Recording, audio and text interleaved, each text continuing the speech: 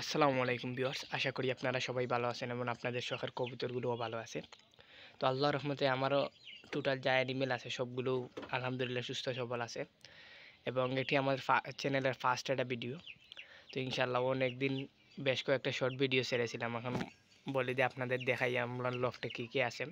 তো এখানে আসিল বেশ কয়েকটি কবুতরই, তো সাময়িক সমস্যার কারণে কিছু কবুতর একটু সেল দিয়ে দিয়েছি। ইনশাআল্লাহ আবার কবুতর বাড়াবো। তো ইনশাল্লাহ এখানে 3টি মাদি আছে, এই 3টি মাদি ইনশাল্লাহ এবার টসে দেওয়ার খেয়াল আছে। তো ইনশাল্লাহ গত সিজনে এই মাদিটি আর এই মাক্সি মাদিটি দুটোটাই 104 কিলোর মতো সারা আছে, টস করা আছে।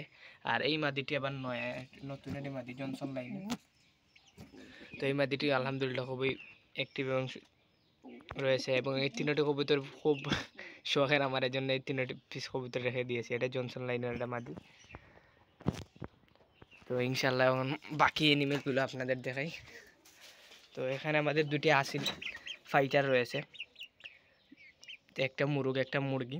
তো এটা মেবি শিওর না পুরা ফিমেল না মেল, তো যারা অভিজ্ঞ আছেন একটু জানাবেন। আর এখানে আছে আমাদের দুটি ফাউমি মুরগি।